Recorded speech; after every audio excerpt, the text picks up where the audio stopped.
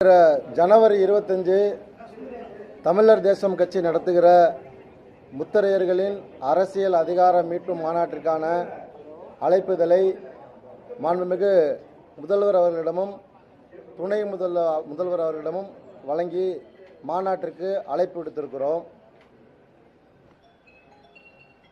மதசார்பற்ற ஜனநாயக கூட்டணிக்கு தமிழர் தேசம் கட்சியினுடைய முழு ஆதரவை தெரிவித்திருக்கிறோம்.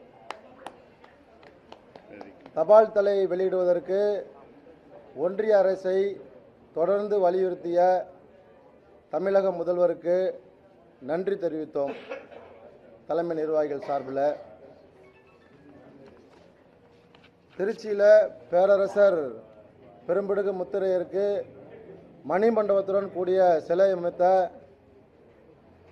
மாண்புமிகு தமிழக முதல்வர் அவர்களுக்கு தமிழர் தேசம் கட்சி சார்பில் நன்றியை தெரிவித்துக் கொண்டோம்.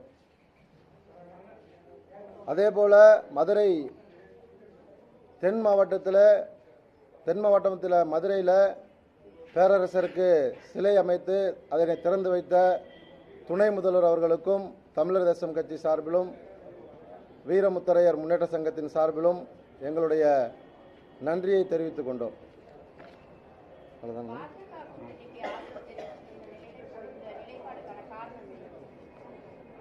அவர்கள் தமிழக பாஜகவினர் தமிழர் தேசம் கட்சிக்கும் வீரமுத்தரையர் முன்னேற்ற சங்கத்திற்கும் கொடுத்த வாக்குறுதிகளை நிறைவேற்றவில்லை. அதனால திமுக கூட்டணியை ஆதரித்திருக்கிறோம்.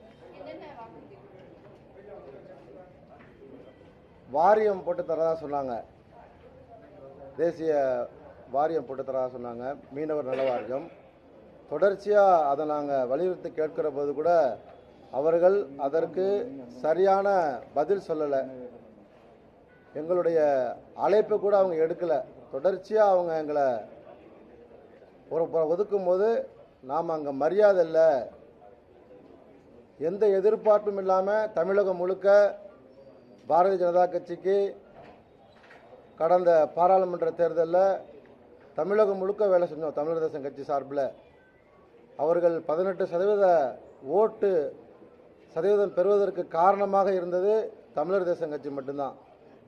எங்களை அவர்கள் மதிக்கலை. அதனால் அந்த கூட்டணி விட்டு நாங்கள் வெளியே வந்திருக்கிறோம்.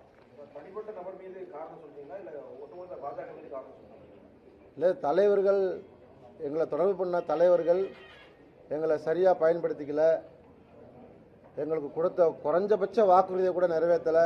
அதனால் நாங்கள் கூட்டணியை விட்டு வெளியே வந்திருக்கிறோம்.